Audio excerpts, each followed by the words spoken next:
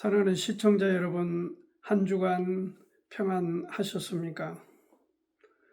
오늘도 우리에게 말씀을 대할 수 있는 기회를 주신 전능하신 하나님께 감사드리며, 이 시간에 나누는 말씀이 우리 심령에 스며들 수 있도록 축복해 주시기를 바라면서, 오늘은 이 한 권의 책, 구약의 요나서를 여러분과 같이 나누고자 합니다.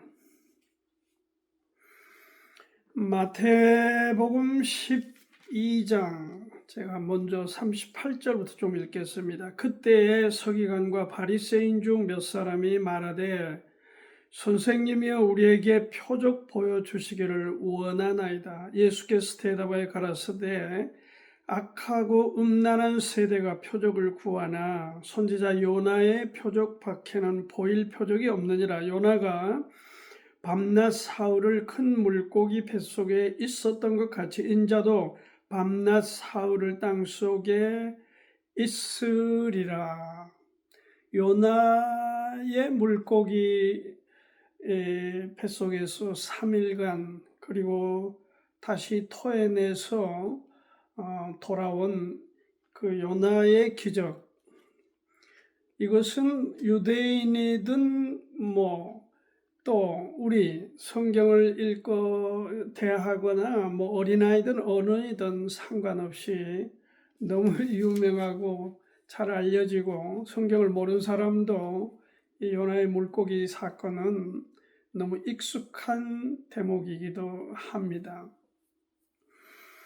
기적에 관해서 이스라엘 사람들이, 유대인들이 굉장히 익숙해 있습니다. 어떻게 보면 기적 중독자들이라 그렇게 말할 수 있습니다.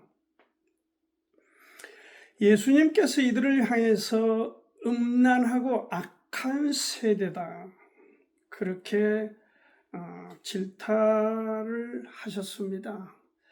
그러니까 이 성경도 보면은 이 창세기부터 계시록까지 어떻게 보면 기적의 연속이라고 할 수도 있어요. 기적으로 도배가 되어 있습니다. 방주를 만들어서 위기 탈출한 노아로부터, 또 모세 때 홍해 바다가 갈라지고 광야에서 쓴 물이 단물로 바뀌고, 여호수아 때는 태양이 멈추고 달이 아얄론 골짜기에 수답되는, 이런 것들이 다 우리 시각에서 보면 기적 그 자체입니다. 예수님께서는 이 복음서, 특히 요한복음 2장에서 물이 포도주가 되는, 포도주로 바뀌는, 변하는 그런 기적을, 그리고 오병이어, 물고기 2마리, 보리떡 5개로 5,000명을 먹이고 또 12광주가 남고, 이런 것들 모두가 다 기적입니다. 복음서 안에서 주님이 행하셨던 기적만 무려 36번 정도가 된다고 알려져 있습니다. 이렇게 성경이 기적을 많이 행하고 기적으로 거의 도배가 되다시피 한 이 성경책의 의도가 과연 기적 자체, 그래서 사람들이, 유대인들이 특히 하나님을 무슨 마술쟁이로 평가절하해버리는 경향도 있습니다. 기적을, 성경이 이렇게 성경에 많은 쓰여진 기적들을 오해하면은 하나님이 무슨 마술쟁이인가, 그렇게 오해받을 수도 있고 할 수도 있습니다.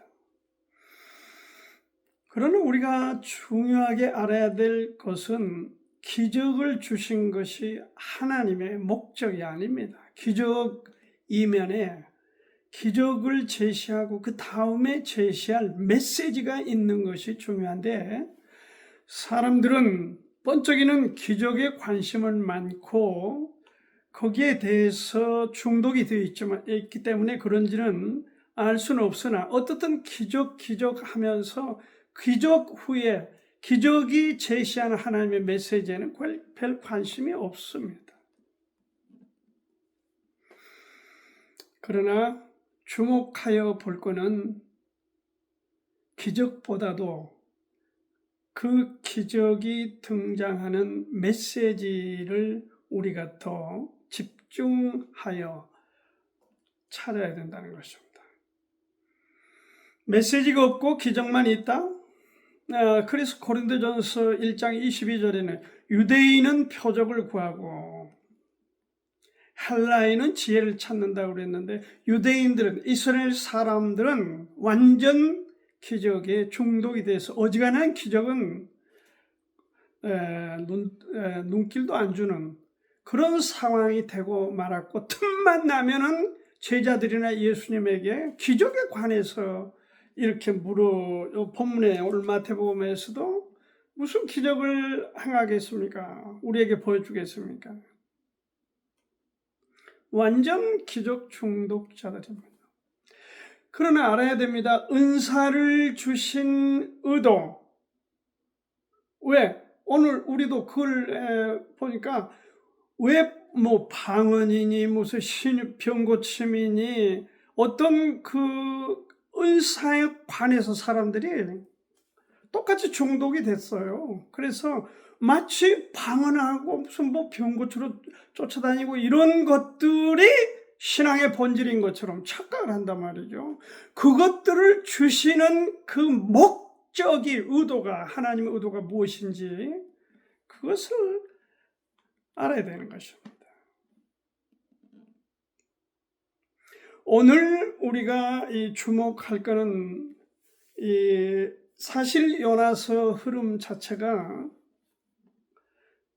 물고기 뱃속에서 또 토해지는 이런 그 기적에 관한 내용, 그 기적이 들어있긴 하지만 그것이 이 요나서의 본질적인 하나님의 메시지는 아니다.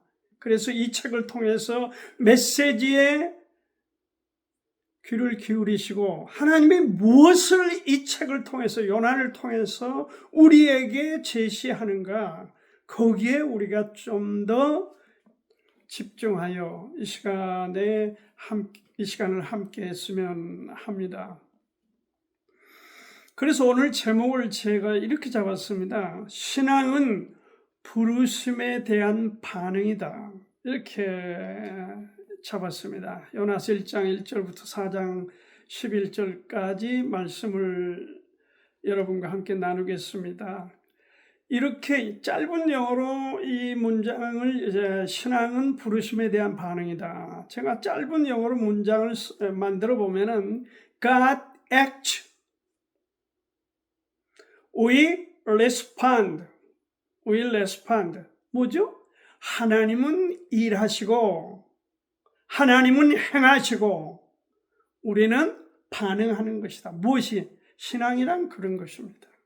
그래서 오늘 신앙은 부르심에 대한 반응이다. 하나님의 부르심에 대해서 요나를 어떻게 부르시고 어떻게 글을 쓰시고 무엇을 우리에게 가르치시고자 하는 메시지를 주시는가 함께 보고자 합니다. 누구나 부르심을, 하나님이 부르심에 대해서 구원받은 모든 그리스도인들, 성도들에게는 하나님의 부르심이 있죠. 이것은 구원에 관한 문제가 아니라 일에 관한 문제죠. 무슨 일을 위해서, 어떤 일을 위해서, 어떤 사람은 어떤 목사로, 어떤 사람은 집사로, 어떤 사람은 다른 어떤 이런저런 일로 하나님께서 훈련하시고 부르신다는 겁니다. 그 부르심을 외면하면은 끝난 것이 아니라 하나님의 부르심에 대해서 외면하면은 더 큰 장벽에 직면하게 되는 것이야. 장애물에 직면하게 된다 하는 것을 먼저 요나서를 통해서 우리에게 제시해주고 있습니다. 선지자 요나는 엘리사 선지자 시대에 태어났던 사람입니다. 그리고 엘리사가 죽고 나서 하나님의 부르심을 받았습니다. 그는 선지자로서 아모스와 호세아와 같은 시대의 인물인데 약간 빠르기 때문에 그 중에서 선배라고 얘기할 수 있습니다.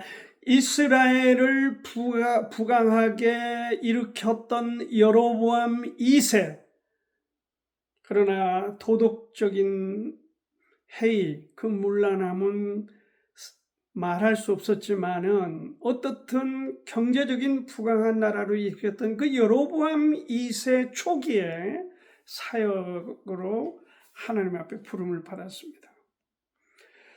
여기 중요한 부름의 내용은 하나님께서 요나를 준비하여 부르시고 그리고 아수르 수도인 니느웨에 가서 복음을 전하라, 하나님의 말씀을 전파하는 것입니다.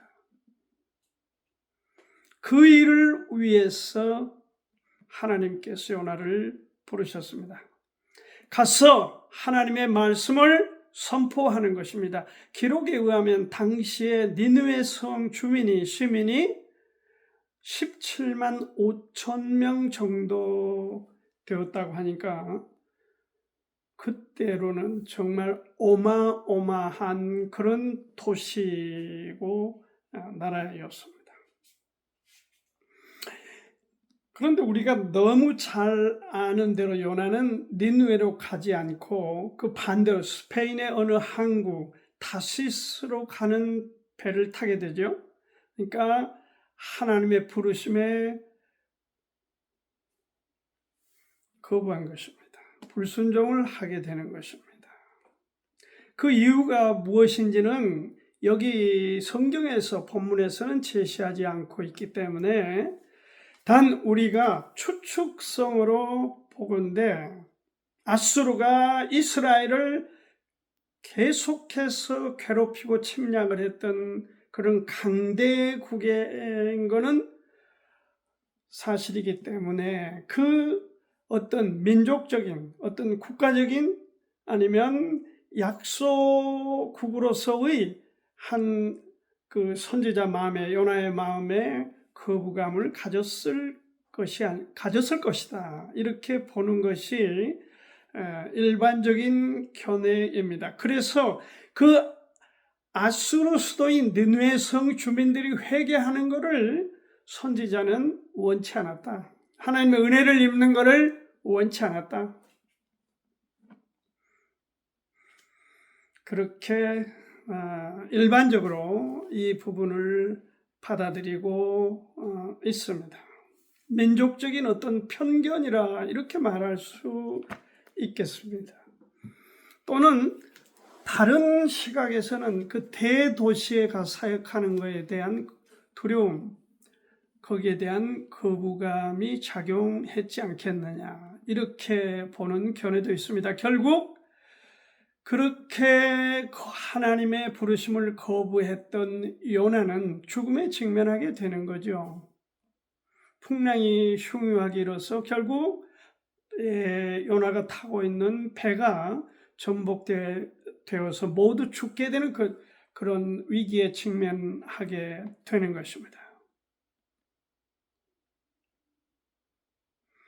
하나님께서 우리 가운데에 유대인만 사랑하시고 그러면 이방인은 내동댕이 치시냐?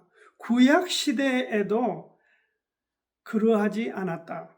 역시 하나님의 보편성, 진리에 대한 보편성은 신약이나 구약이나 똑같이 적용되었다. 그러니까 이방인에도 하나님을 받아들이면 하나님은 기꺼이 언제나 사람을, 영혼을 사랑하시고 축복해 주셨다. 그러한 하나님의 보편성에 정면 대치되는 요나의 선택은 마땅히 하나님께 인정받지를 못하게 되는 것이죠. 에베소서 2장 14절에 보면 그는 우리의 화평이시라, 둘로 하나를 만들어 중간에 막힌 담을 허시고, 이게 하나님의 보편성입니다. 이스라엘과 이방 둘을 예수 그리스도의 보혈로 그 막힌 담을 헐고 둘이 하나 되게 만드시는 그 역사, 하나님의 의도를 이 에베소서 2장 14절에서 우리에게 제시하고 있습니다. 하나님을 무시하고 자기 생각대로 행한다? 건강치 못한 크리스찬이죠. 왜냐하면 로마서 11장 29절에 보면 하나님의 은사와 부르심에는 후회하심이 없으시다, 그렇게 말하고 있지 않습니까? 하나님의 은사와 부르심에는 후회함이 없다 이랬는데, 영어로는 irrevocable, 그러니까 이 변경될 수 없다. 그러니까 하나님의 부르심에 대해서는 하나님은 이랬다 저랬다, 불렀다 말았다 이렇게 하시는 분이 아니시다. For God's gifts and His call are irrevocable, 이렇게 돼. irrevocable 발음이 좀 시원치 않습니다. 하나님의 은사와 부르심에는 후회함이 없으시다. 요나를 불렀던, 아브라함을 불렀던, 다윗을 부르셨던, 바울을 부르셨던, 그리고 오늘날 우리에게 어떤 목사든 집사든 어떤 일에 우리를 부르셨음에 관하여서 동일하게 이 부르심에 대해서는 하나님은 변함이 없으시다, 변경이 없으시다, 그 얘기입니다.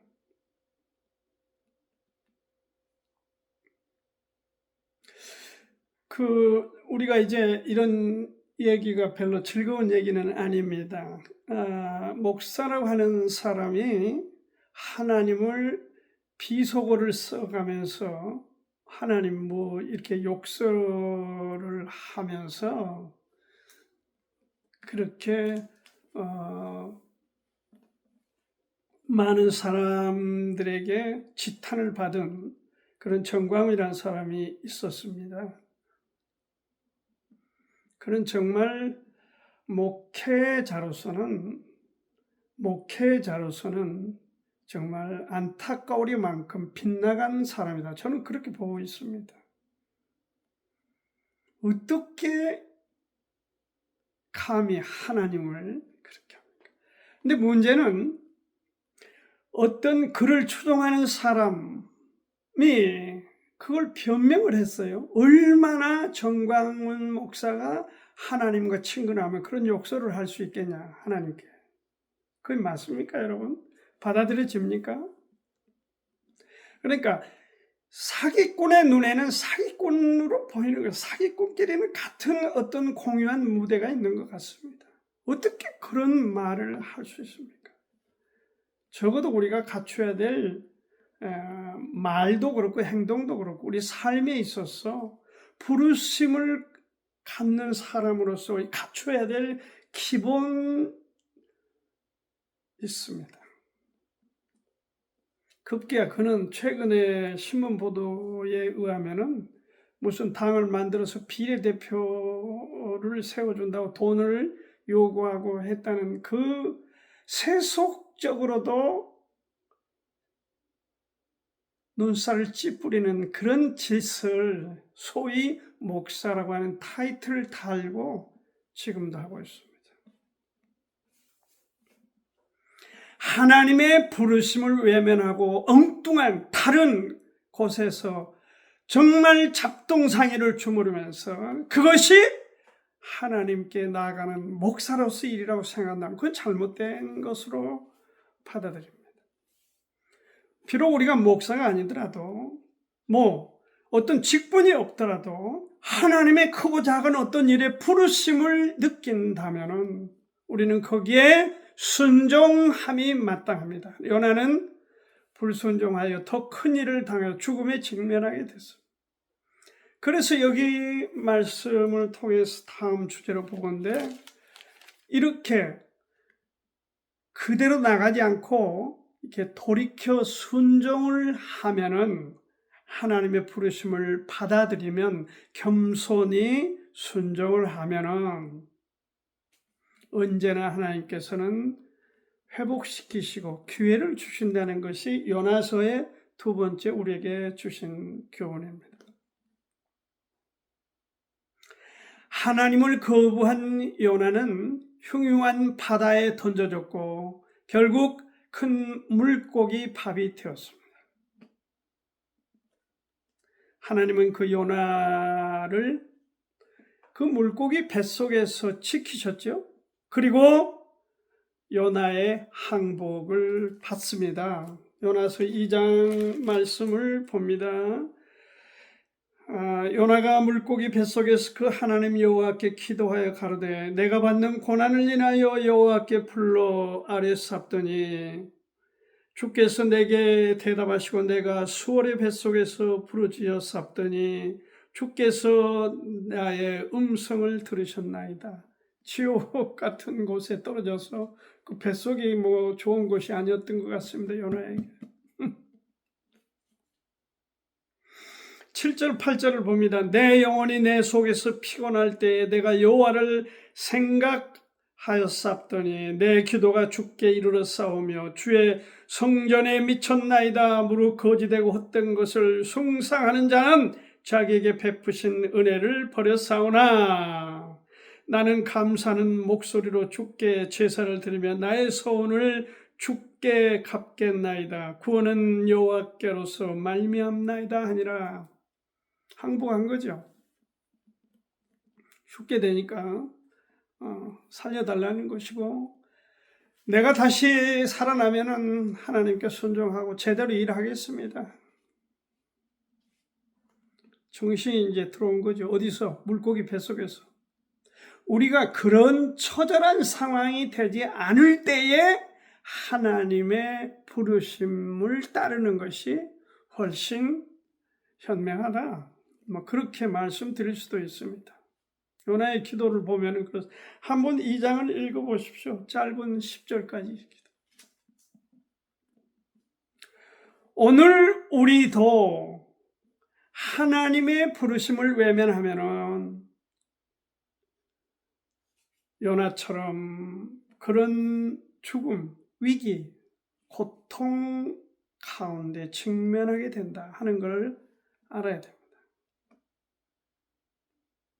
그래서 엄격하게 말하자면 이 말씀, 요나서는 우리에게 하나님의 부르심을 구원받은 성도, 크리스찬들에게 대상으로 쓰여지는 메시지이기도 합니다. 말씀이기도 합니다.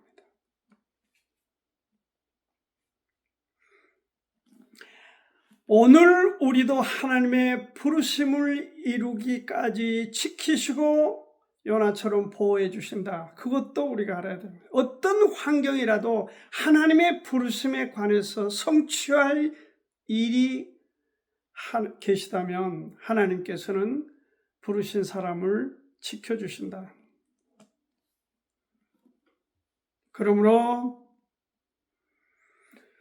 우리 마음에 갖춘 신앙이 하나님을 향한 그 믿음이 중요하다 하는 것을 지금 보여주고 있는 것이죠. 이런 말이 있습니다. 선택은 운명을 좌우한다. 제가 서울에 있을 때에 어떤 좌회전 코너에 왼쪽에 보면 이런 편말을 붙여놓은 게 있습니다. 5분 먼저 가르다. 영원히 먼저 간다. 그런 무시무시한 그런 말을 써서 붙여놨습니다. 교통법규를 잘 지키라는 것이죠. 일찍 죽고 싶지 않으면 잘 선택을 하는 것입니다. 정상적인 운전 규범을 따르라는 것이죠. 네, 하나님께서 우리에게 우리가 하나님의 부르심을 받을 때에 정상적으로 따르라는 것이죠. 여러분은 어떤 부르심을 갖고 있습니까? 정말 우리 가운데는 다양한 부르심이 있습니다. 저에게도 제가 1979년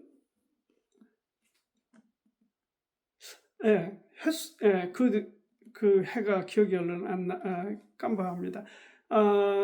하여튼 3월 29일에 감동적으로 예수 그리스도를 제 구주로 영접하고 거듭난 경험을 했습니다.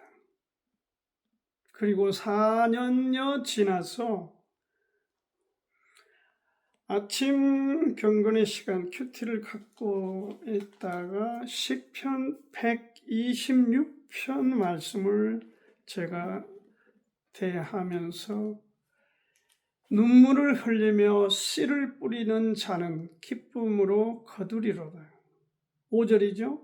울며 씨를 뿌리러 나가는 자는 정녕 기쁨으로 그 단을 가지고 돌아오리로다. 6절이죠. 이 5절, 6절 말씀이 갑자기 제 심령에 꽂혔습니다.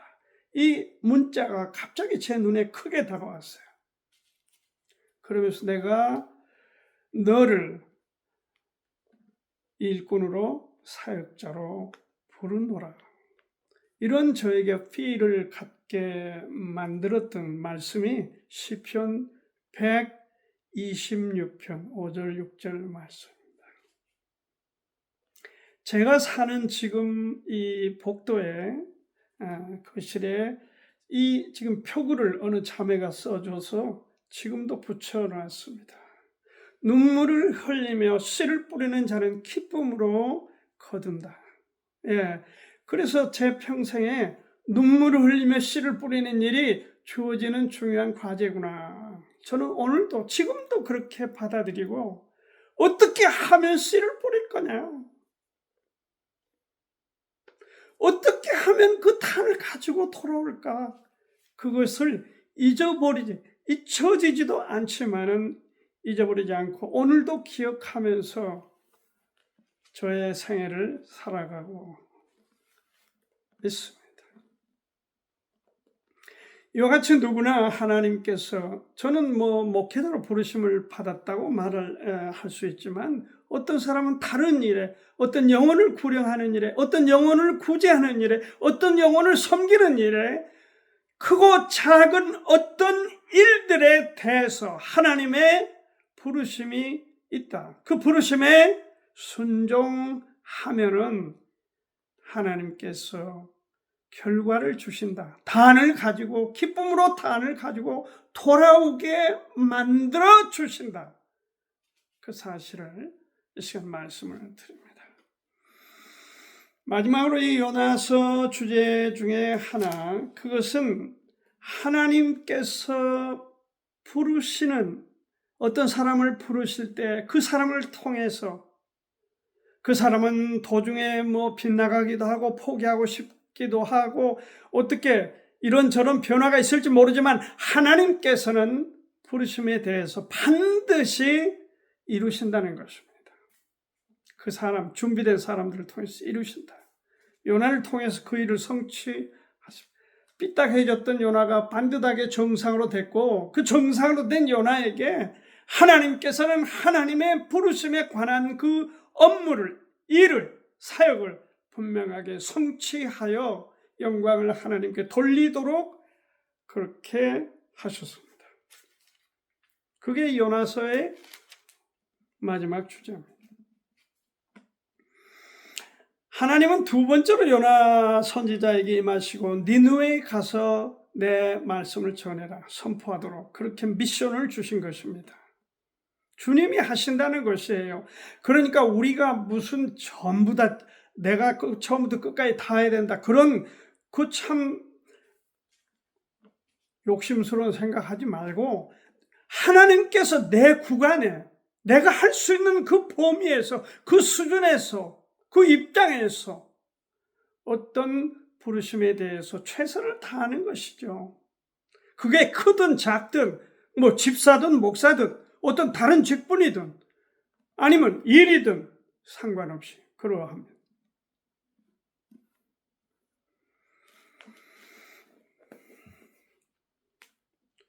그저 주일날 되니까 준비해서 예배 가고 갔다 와서 그저 또 세상 사람들처럼 똑같이 그렇게 살고 그저 그렇게 해서 세월을 죽이고 시간을 보내는 그런 삶은 크리스찬의 건강한 삶은 아닙니다. 제가 그 사역할 때에 어느 형제가 나를 어느 분을 소개했어요. 어떤 이제 자리에서 소개했습니다. 그는 제 손을 덥석 잡고 90도로 인사를 하더니, 목사님, 저는 나이롱입니다. 그랬어요. 제가 처음에 무슨 얘기인지 못 알아들었어요. 에? 저는 나이롱입니다. 그 사람은 한국이 뭐 자랑한다고 할까요? 그런 거대한 초대형 교회의 집사예요. 그런데 그 집사라는 사람 입에서 나오는 말이 첫 마디가, 목사님, 나는 나이롱입니다. 나이롱이 뭡니까? 이 늘어난다는 뜻 아니겠습니까? 세상에 나가는 세상에 맞추고, 교회 오면 교회에 맞추고, 그런 사람을 집사로 세운 대형 교회.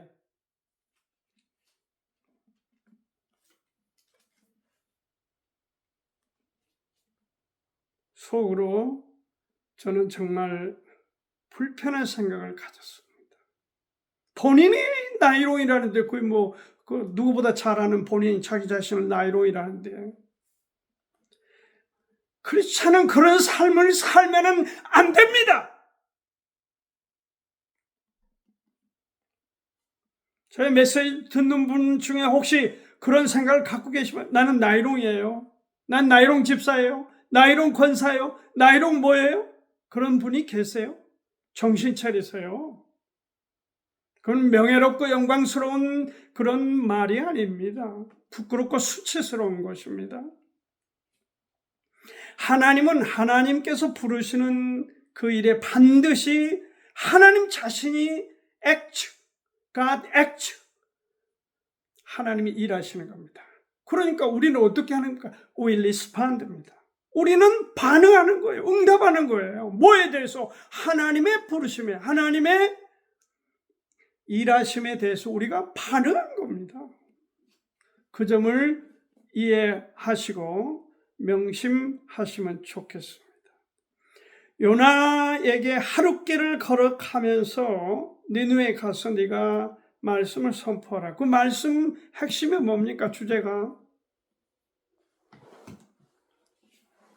어렵지 않습니다. 어려운 숙제가 아니에요. 여기 3장 4절에 그렇게 되어 있어요. 요나가 그 성에 들어가며 곧 하룻길을 행하며 외쳐가로되 40일이 지나면 니느웨가 무너지리라 하였더니, 40일 후에 이 거대한 성 니느웨가 무너진다. 하나님이 심판하신다. 그거였어요. 메시지인데 정말 간단하고 뭐 그렇게 어렵게 생각 안 해도 될 만한 일입니다. 그런데 놀라운 일이 일어났습니다. 니느웨 성 주민들이,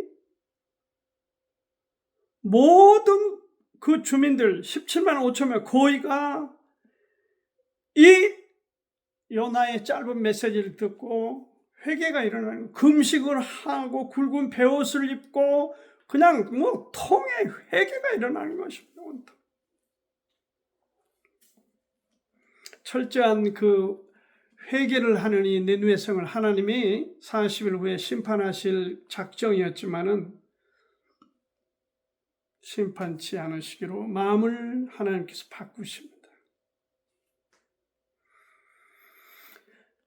얼마나 참 이렇게 되면 얼마나 좋겠습니까? 사역이 정말 가서 한 문장 던졌는데 사람들이 헷가닥 변하는 겁니다. 정말 놀라운 메시지죠.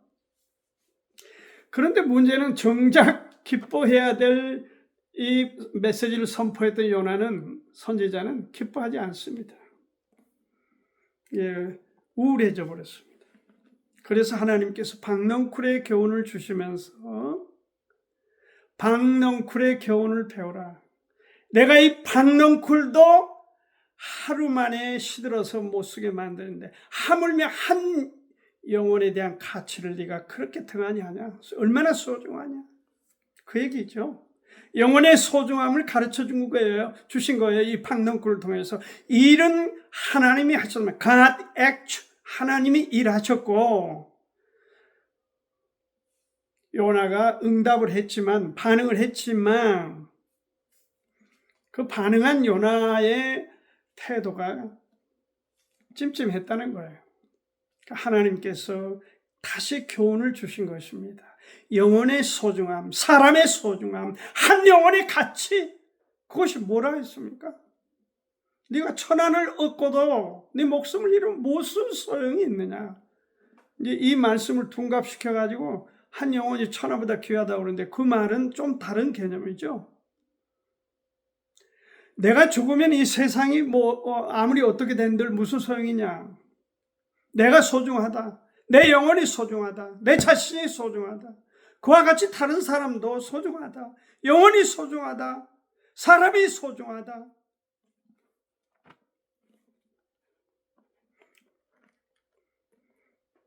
부르심을 입은 사람들은 이 생각을 품고 살아가야 된다고 믿습니다. 오늘 누구나 하나님의 부르심을 외면하면 더 큰 장벽에 직면하게 되는데, 돌아서서 하나님께 순종하면은 언제나 요나처럼 기회를 주신다는 것이고, 그리고 이 일은 하나님이 하시는 것이고, 우리는 결국 쓰임 받는 거니까 그것을 명심하자는 것입니다. God act will respond. 그것을 꼭 기억하자. 그렇게 해서 신앙은 부르심에 대한 반응이다. 이런 주제로 오늘 함께 여러분과 말씀을 나누었습니다.